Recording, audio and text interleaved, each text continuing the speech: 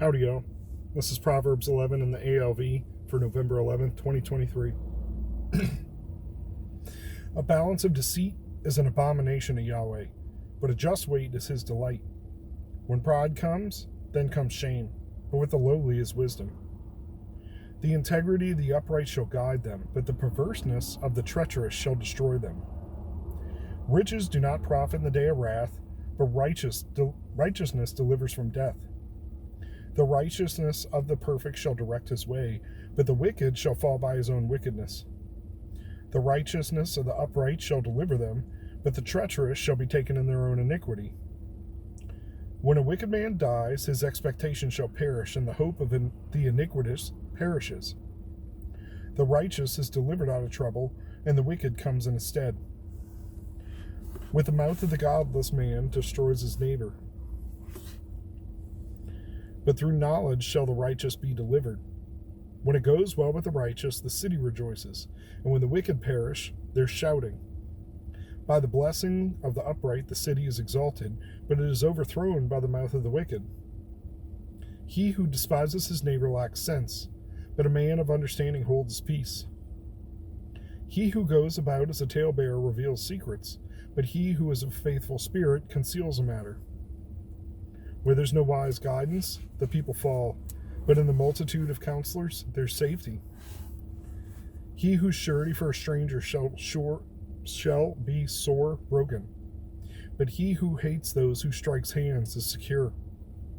A gracious woman obtains honor, and violent men obtain riches. The merciful man does good to his own soul, but he who's cruel troubles his own flesh. The wicked earns deceitful wages, but he who sows righteousness has a sure reward. So righteousness tends to life, and he who pursues evil to his own death. An abomination to Yahweh are the perverse in heart, but such as are perfect in their way are his delight. Hand in hand, the evil man shall not be unpunished, but the seed of the righteous shall be delivered. A ring of gold and a swine's snout, so is a fair woman who turns aside from discretion. The desire of the righteous is only good. The expectation of the wicked is wrath. There is who scatters and yet increases more, and there is who withholds what is due, but only to one. The liberal soul shall be made fat, and he who waters shall be watered also himself. He who withholds grain, the people shall curse him, but blessings shall be upon the head of him who sells it. He who diligently seeks good favor, but he who searches after evil, it shall come to him. He who trusts in his riches shall fall, but the righteous shall flourish as the green leaf. He who troubles his own house shall inherit the wind, and the foolish shall be the servant to the wise of heart. The fruit of the righteous is a tree of life, and he who is wise wins souls. Behold, the righteous shall be recompensed in the earth. How much more the wicked and the sinner? So, still, unfortunately, way behind and fretting about it.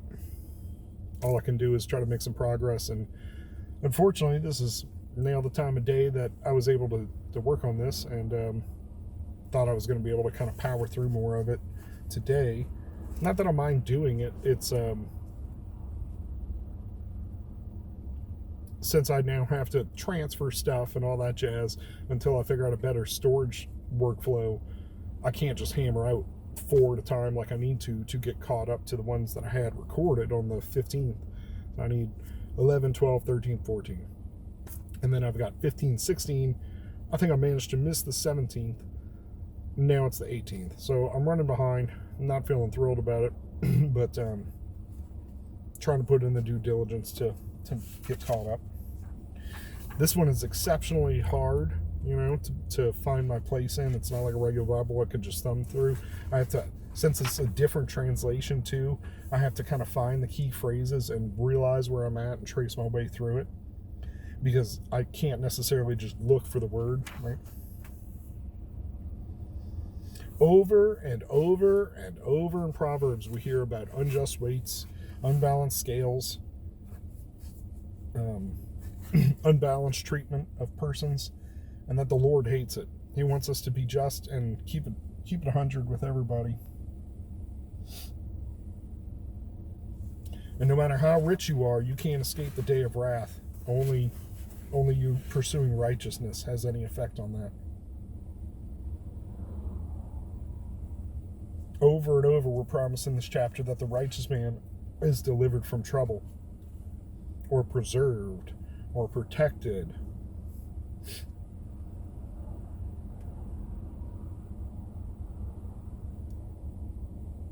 And then just some practical advice. Don't co-sign people's stuff. Surety for a stranger. Don't be on the hook for them.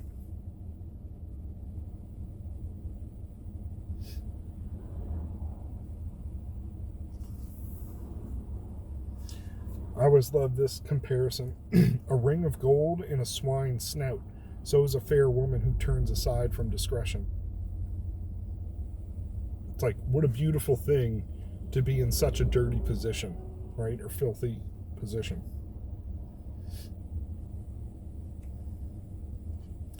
There is who scatters and increases yet more, but there is who withholds what is due, but only to one. It's paradoxical, right? Well, I got limited resources. I can't give it away. That's not what we're told here. We're told that if you give it away, you'll end up getting more. Sorry, I got one here poking me. And it doesn't seem rational, but it doesn't matter. It's like it's going around right now. It's God math, right? So you give it all away, and he'll give back to you more than you can hold. God math. Also, we'll come back to that. Put a pin in that. If you trust in your riches, you'll fall, but the righteous shall flourish as a green leaf. And I think it's interesting. This is pre-Jesus, pre-New Testament, pre the Great Commission. But it says, the fruit of the righteous is a tree of life, and he who is wise wins souls. So at least there was already a concept of conversion, right? Of capturing people within.